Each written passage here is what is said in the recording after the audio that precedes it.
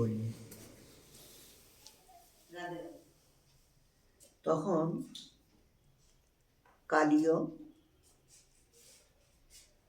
স্ত্রীপুত্র সবাই মিলে কৃষ্ণকে পূজন করেছিলেন, পরিক্রমা করেছিলেন, সিংহাসনে বসাই। সর্পরাজ এবং তদীয় পত্নীগণ সহর্ষে এবং সাদরে দিব্য বসন কৃষ্ণকে পরিধান করালেন, মাল্য রত্ন এবং উৎকৃষ্ট অলঙ্কার সমূহ দ্বারা তাকে সাজালেন, দিব্য গন্ধ অনুলেপন দ্বারা মহতি নীলোৎপল মালা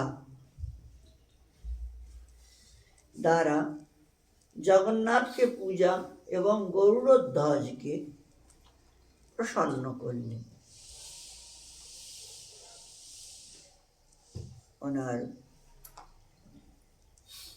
গরুড়ধ্বজ একটা পতাকা ওনার পিছনে দিয়েছে, মানে প্রসন্ন করার জন্য এনারা অনেক কিছু করেছেন আর কি। তারপরে প্রীত হইয়া তাহার অনুমতি গ্রহণ পূর্বক তাহাকে প্রদক্ষিণ ও বন্দনা করিয়া কালীয় সর্প পুত্র কলত্র এবং বন্ধুবর্গের সহিত সমুদ্রের সেই উদ্দেশ্যে গমন করলেন।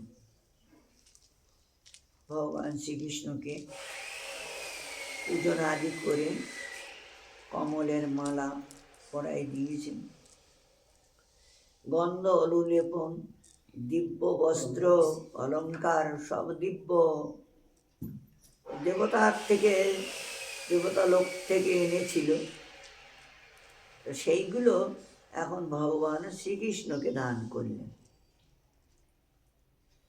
করে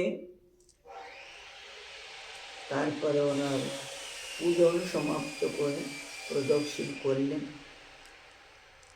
প্রদক্ষিণ করে তারপরে ওনার সেই সময় যমুনার জল অমৃত সম এবং বিষ শূন্য হইয়াছিল। দিব্যমাল্য গন্ধ এবং বসন সংযুক্ত মহারত্ন গণ আক্রান্ত এবং স্বর্ণের মতো পরিষ্কৃত শ্রীকৃষ্ণকে যমুনা হ্রদ হইতে নির্গত জানিয়া সকলে সজীব প্রাণ সমূহের মতো উত্থিত হইল। অথচ কালীয় যাওয়ার সময়, যাওয়ার আগে ওনাকে মাথায় করে এনে কিনারে দিয়ে গিয়েছিলেন। তো উনি যখন এসেছেন একদম মানে মহারাজের বেশ, শরীরে বহু প্রকারের দিব্য অলঙ্কার, মাথায় চূড়া, কমল ফুলের মালা, পা পর্যন্ত দুলছে, তারপরে সোনার নূপুর, সোনার বাজু ইত্যাদি। ব্রজবাসীরা যারা মানে অজ্ঞান অবস্থায় ছিল তারাও হঠাৎ আর কি কৃষ্ণ আসার সঙ্গে সঙ্গে লাভ দিয়েছে। যারা সচেতন ছিলেন ছুটে যেয়ে কৃষ্ণকে হৃদয়ে জড়িয়ে ধরলেন। আরে তুই ছাড়, আমাকে একটু ধরতে দে। এখন যে ধরে সে আর ছাড়তে চায় না। জীবনটা ফিরে মিলেছে, আর বড় ভাগ্যেই মিলেছে, ভাগ্যের জোরেই মিলেছে। মানে অনেকেই অনেক কিছু আর কি বলছে, কোনো পুণ্যের ফলে মিলেছি, তপস্যার ফলে মিলেছি ইত্যাদি বলছেন আর হৃদয়ে ধরছেন। মহত্তং চ প্রারাদ্ধতং চাত্র দিব্যত্তমুচ্যতে দিব্যত্তম তেষু কৃষ্ণস্য অপঙ্গে দীপ্যমানতা।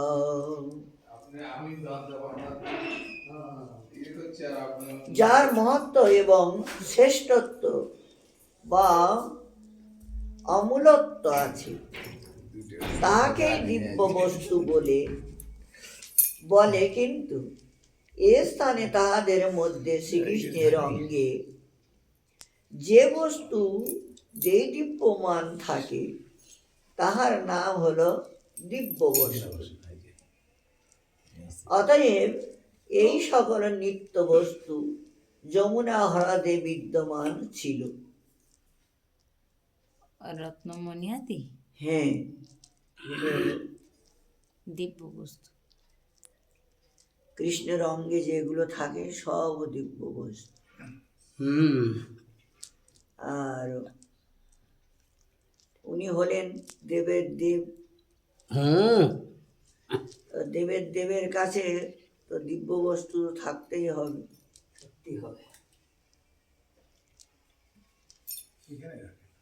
তো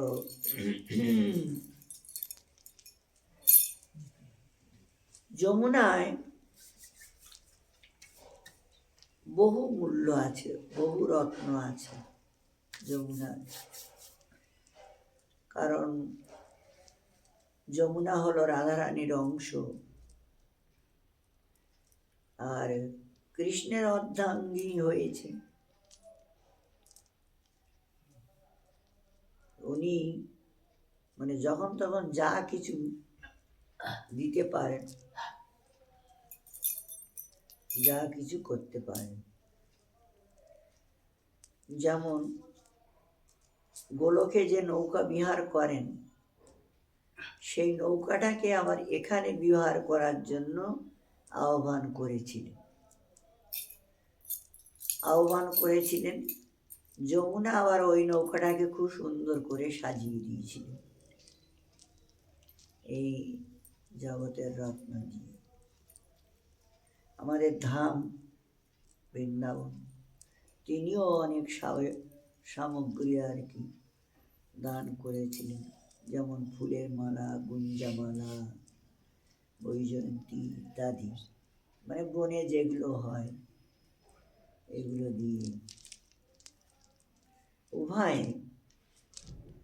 মানে এমন সাজিয়েছিলেন নৌকাখানা, মানে দেখলেই যেন মনটা ভরে যায়।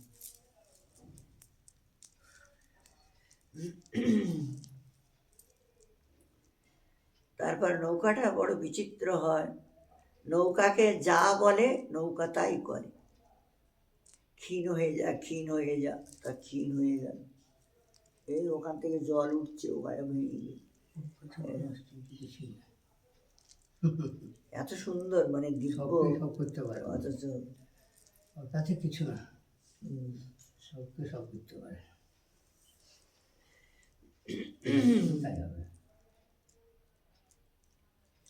তো যমুনায় সব কিছুই যখন যেটা ইচ্ছা করবে, যখন যেটা চাইবে, তখন সেইটাই দান করবে। নিত্যা সিদ্ধা গোলকের থেকে এসেছেন,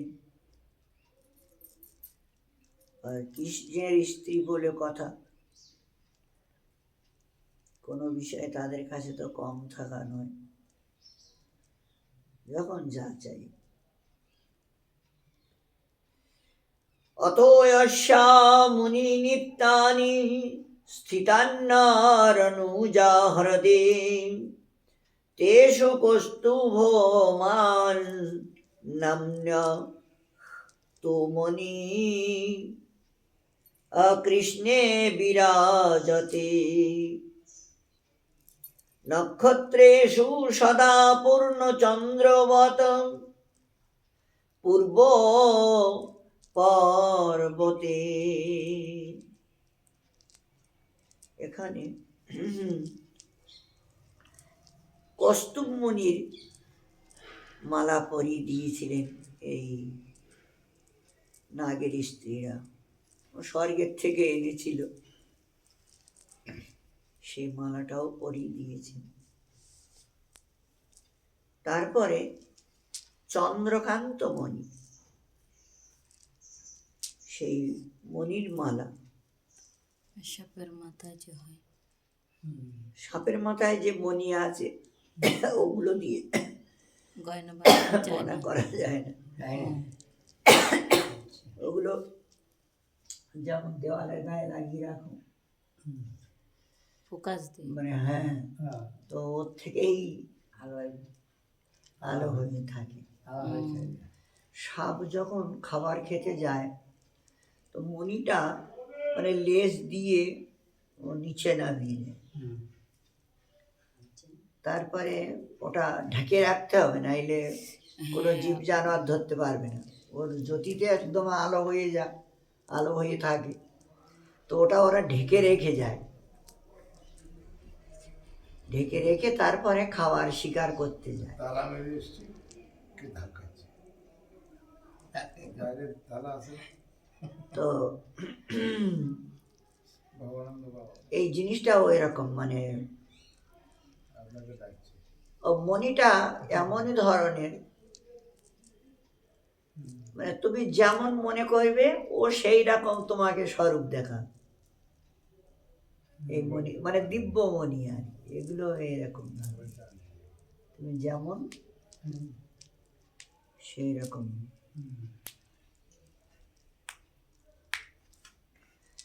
যেমন এই দিব্যমণি অশ্বত্থামার কপালে একটা ছিল, মস্তকে। তারপরে শঙ্খচূড় ওর কপালেও একটা ছিল। তো অশ্বত্থামারটা নিয়ে তো পাণ্ডবদের দিয়ে দিয়েছিল কৃষ্ণ, আর শঙ্খচূড়েরটা নিয়ে রাধারানীকে, মানে বলরামকে দিয়েছিল, বলরাম রাধারানীকে দিয়ে বললো, রাধা তুমি রকেটে হোক বা টিকলিতে হোক কোনো এক জায়গায় এটা দিয়ে রাখবো। আর ওই শঙ্খচূড় হলো শ্রীদাম, আর এই শ্রীদামই হলো ওনার বড় ভাই। যখন শঙ্খচূড়কে মারে, শঙ্খচূড়ের ওই আত্মাটা এই শ্রীদামের সঙ্গে এসে মেলে, মানে ওরা তো নিত্যসিদ্ধ দুটো স্বরূপ ধারণ করেছে, একটা কৃষ্ণের সঙ্গে এসেছিল সখা রূপে, আর একটা অসুর রূপে,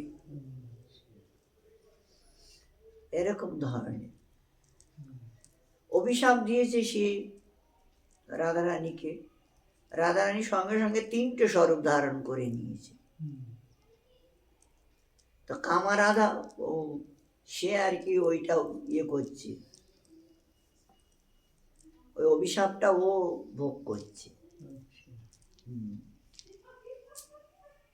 এখানে ভগবানের বড় বিচিত্র হয়, ভগবান ওইরকম 4 স্বরূপে ব্রজে লীলা করছেন, রাধারানী 3 স্বরূপে।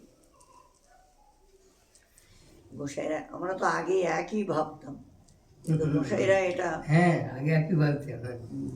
গোসাইরা আলাদা করেছে, ওর না সব আলাদা আলাদা স্বরূপে আলাদা আলাদা লীলা হচ্ছে, একরকম লীলা হচ্ছে না, এক স্বরূপে একরকম লীলা করছে না। তো এটা এখন মানে ভালো আমাদের সামনে ইয়ে হয়েছে, জানকারি হল। গোসাইরা নিত্যসিদ্ধ, এরা তো সব কিছু জানে। রূপমঞ্জরি, তিনি এখন রূপ গোস্বামী হয়েছে। তারপরে রাধারানী ওনাকে দর্শন দিয়ে ওনার চৈতন্য মহাপ্রভু আলিঙ্গন দিয়েই ওনার স্বরূপ জায়গায় দিয়েছে, সনাতনকে আলিঙ্গন দিয়েই স্বরূপ জাগিয়ে দিয়েছে, লোকনাথ গোস্বামীকে আলিঙ্গন দিয়েই স্বরূপ জাগিয়েছে, গোপাল ভট্টকে গোপাল, রঘুনাথ ভট্টকে রঘুনাথ দাসকে, মানে সবাইকে ভুলে গিয়েছে এখানে এসে মানব মানে পুরুষ স্বরূপ ধারণ করেছে, কিন্তু প্রকৃতপক্ষে ওরা তো পুরুষ নয়, ওরা সবাই মঞ্জরি, রাধারানীর দাসী। আর রাধারানী স্বয়ং গৌরহরি, তো আলিঙ্গন দিলেই স্বরূপ জেগে যায়। ওরা তখন বুঝতে পারে, ওরে তো আমরা তো এইরকম নয়, আমরা তো এইরকম, এই ধরনের।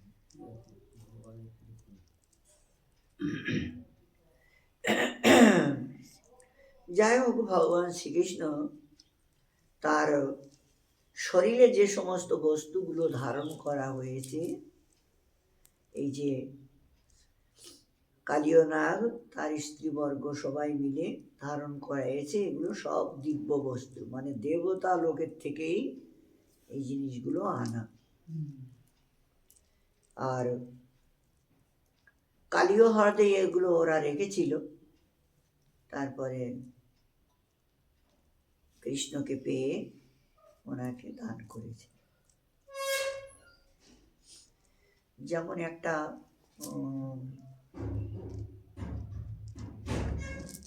উদাহরণ দিয়েছিলেন, আমাদের রাধারানী এবং তার সমস্ত জুথের ওখানে ছিলেন। তো জুথের ওরা ছিল ওখানে মণ্ডলীবদ্ধ হয়ে প্রার্থনা করছিলেন হাত জোড় করে। তো এক একজন মানে দিব্য স্বরূপ, ওরা নিত্যসিদ্ধা, ওদের জ্যোতিটাই অন্যরকম। ওদের জ্যোতিতে সেই একদম কালিদয়ের জল উপর সব বিদ্যুৎ বর্ণ হয়ে, কৃষ্ণ সাপের মাথায় নৃত্য করতে করতে দেখছিলেন, আর সুবলের কাছে বর্ণনা করে শোনাচ্ছি যে বিদ্যুতের মালা আমি দেখলাম উপরে, ওই যে পড়ে আছে অজ্ঞান হয়ে, তো দেখ বিদ্যুতের মালা পড়ে রয়েছে। আমি ভাবলাম বিদ্যুতের মালা এখানে পড়ে আছে, কারণটা কি? তারপরে আবার বিচার করে দেখলাম যে বিদ্যুতের মালাটা মনে হয় বিধাতা গড়েছে, তৈরি করেছে। এখন যাত্রার গলায় তার মালাটা পরানো যাবে না, ভালো একটা গলার দরকার। বিদ্যুতের মালা পরাতে গেলে সেরকম উপযুক্ত গলার দরকার। তো বিধাতা আর খুঁজে খুঁজে আর কোথাও পেল না উপযুক্ত গলা, খুঁজে পেল না, সে যমুনার কিনারে ফেলে রেখেছে যে কোনোদিন যদি উপযুক্ত গলার মানুষ এখানে আসে তাহলে পড়বে, এই ভেবেই আর কি পড়ে বিদ্যুতের মালা পড়েছি। তো তখন আমার মনে হচ্ছিল, সুবলকে বলছি যে সুবল, তুই যদি আমার কাছে থাকতিস তো আমি বিদ্যুতের মালাটা তোর গলায় পরিয়ে দিতাম। বিদ্যুৎ তখন, সুবল তখন বলছে, আচ্ছা খুব ভালো, অসুবিধা নেই, তোমার সিদ্ধান্তটা তো ভালো আছে, কিন্তু আমার সিদ্ধান্তটা একটু শোনো। বলে কি? আমার সিদ্ধান্ত, ওই বিদ্যুৎ কোথায় থাকে?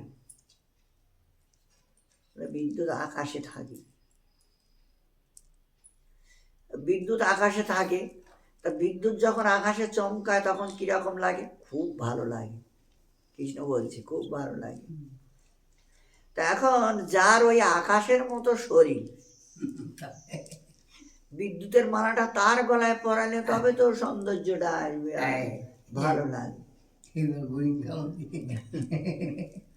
তখনই তো ভালো লাগে। কৃষ্ণ বলছে যে সুবল সত্যি তাই, মানে আমার খুব ইচ্ছা ছিল মালাটা পরার, কিন্তু হলো না, ভাগ্যে নাই, এই জন্য পরা হলো।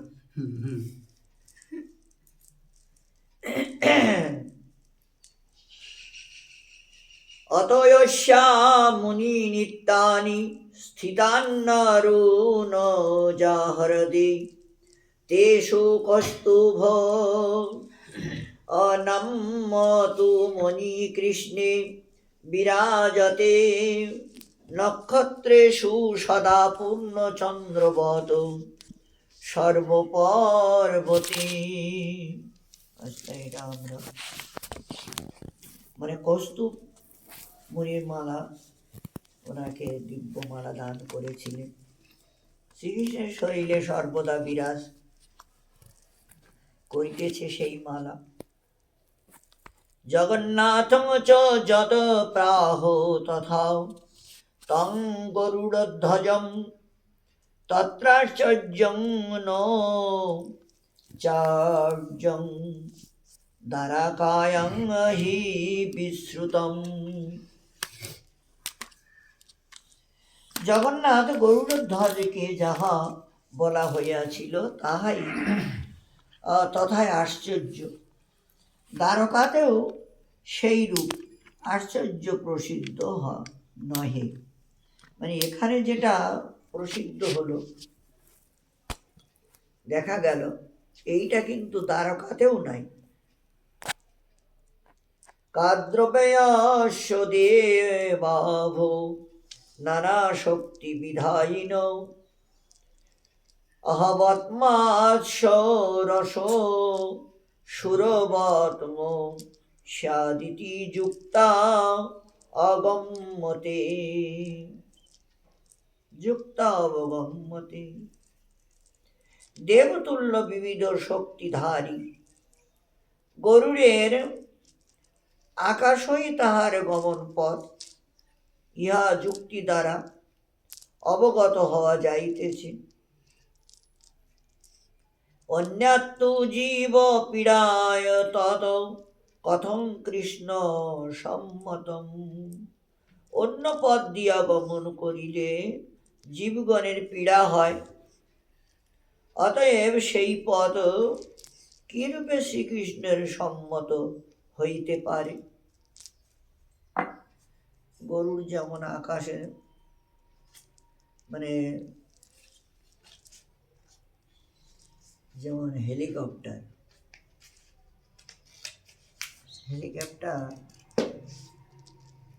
যদি এই নিচে নামে যখন,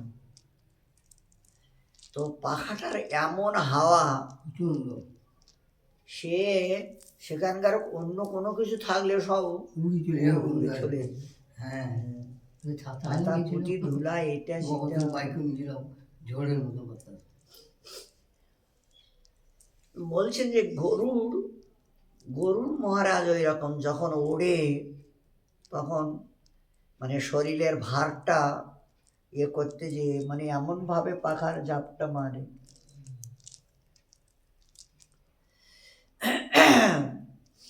গরুর ধ্বজ মানে গরুড়ের বাহন হলো বিষ্ণু। আহা, ভগবান হলো বিষ্ণুর বাহন হলো গরুড়। গরুড় যখন ভগবানকে নিয়ে যায় তখন এই হাওয়াটা বা এই যে এইটা ভগবান কি করে সহ্য করে, কি করে নিজেকে ঠিক রাখে। কিন্তু ভগবান যখন গরুড় যখন ভগবানকে নিয়ে যায়, ও তো পিঠের উপরে বসে আছে, হাওয়া তো নিচে, হাওয়া তার উপরে নাই, হাওয়া হলো নিচে। ভগবান উপরে সুন্দর করে আরামে বসে থাকে, আর গরু নিয়ে যায়, তার যেন কোনো রকম কোনো অসুবিধা না হয়, এরকম ভাবে সে ঠাকুরকে নিয়ে যায়।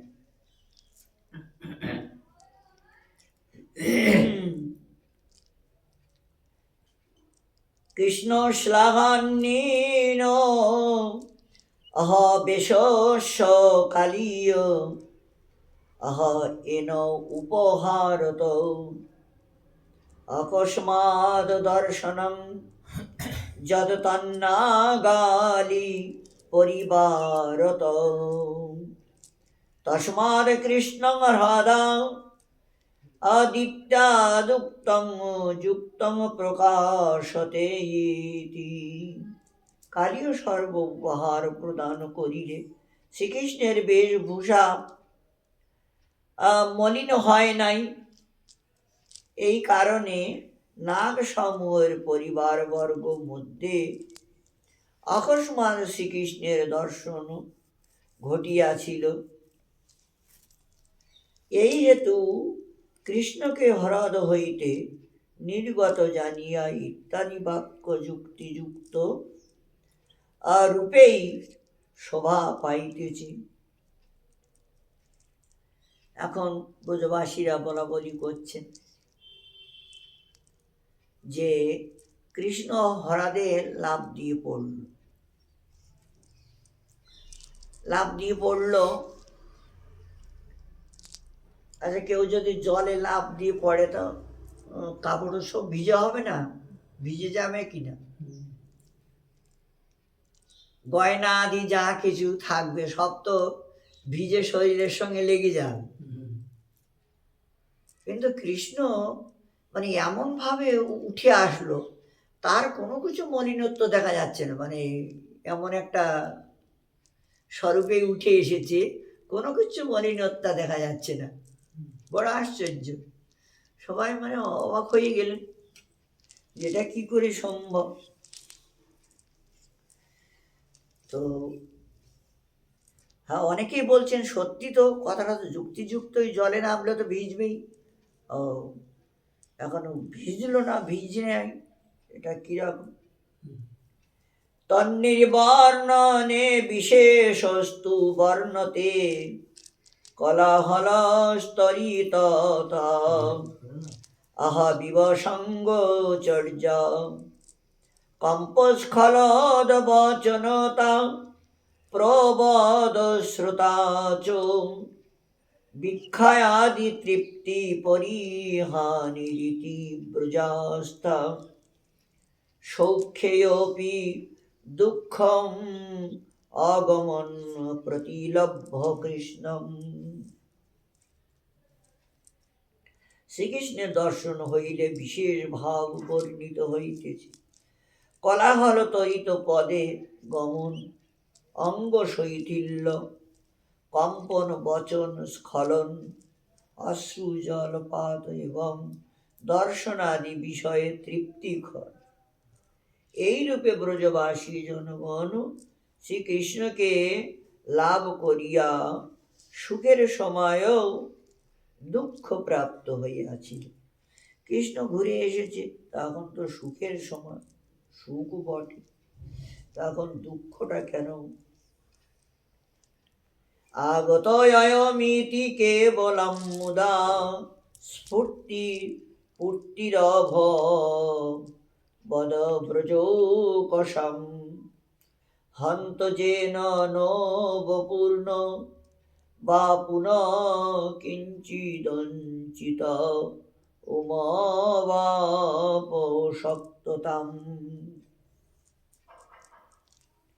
শ্রীকৃষ্ণ আছেন, এই কারণে কেবল আনন্দে ব্রজবাসী জনগণের স্ফূর্তির পুষ্টি হইয়াছিল, কিন্তু হয় তাহা দ্বারা তাহাদের দেহ এবং মন কিছুই প্রাপ্ত হইতে সমর্থ হন নাই। কৃষ্ণ ঘুরে এসেছে, কিন্তু তবুও এখনো ওরা এমনভাবে আত্মহারা হয়ে গেছে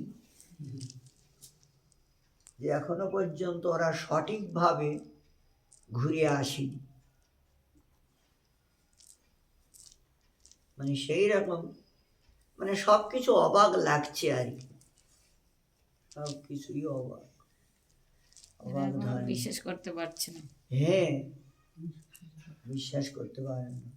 জিনিস ধরা মতো কেউ নাই।